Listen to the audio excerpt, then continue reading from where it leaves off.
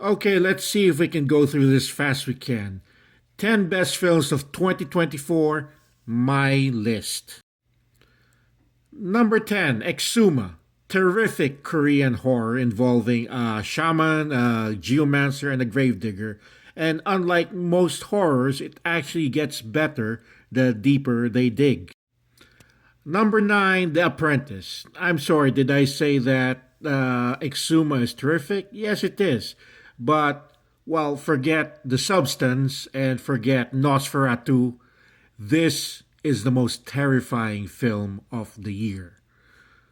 That's it. That's the post. Number 8 is Sanghimala. This anti religious musical would be terrific, maybe probably the best of the year, except it's a musical remake of Ishmael Bernal's classic 1982 film.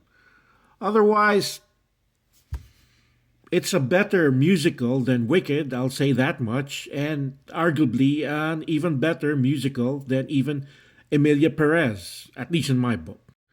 Number 7, Scavenger's Reign. It takes a few pages from Miyazaki's Nausicaa of the Valley of the Wind, then morphs into an identity all its own. Oh, wait a minute. Is it a miniseries from Netflix? Well, yes, it is. But in my book, it's also cinema. Number 6, Furiosa, where Fury Road was a hurtling, bristling juggernaut.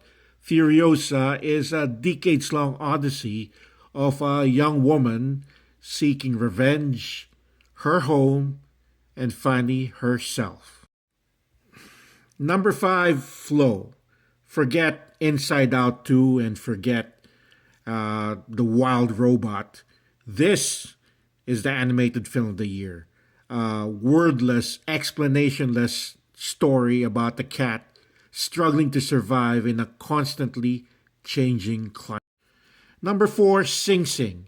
Terrific performances by Coleman Domingo and Clarence Macklin, but really the real stars are the convicts who have no art or skill to present their story otherwise.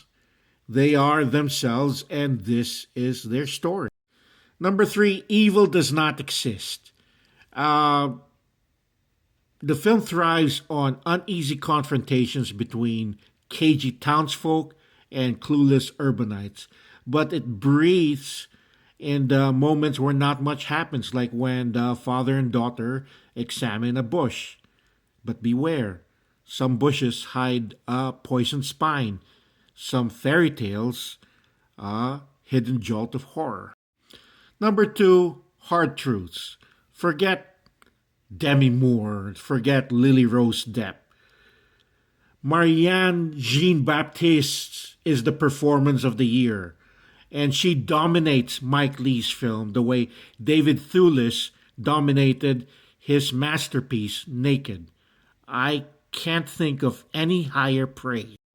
And my number one film of 2024, Phantosmia.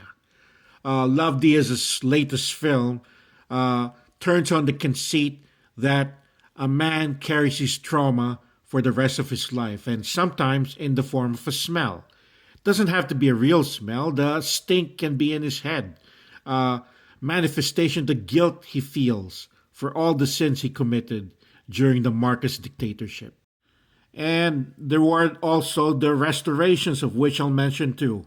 The glorious new 4K restoration of Bona, probably the best ever collaboration between superstar Nora Honor and internationally renowned Filipino filmmaker Lina Broca.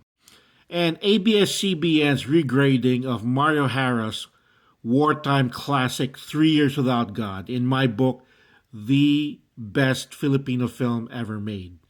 The existing print, there's only one, has almost lost all its colors. It's faded to the point of almost being unwatchable. What this restoration or regrading does is to bypass the fading colors and turn it into glorious black and white. A must see and available for streaming at I Want, the streaming channel I Want, TFC. That's I Want TFC, the Filipino channel. And I say more and in more detail about almost all these films in my blog, Critic After Dark at blogspot.com. That's Critic After Dark at blogspot.com. Thanks.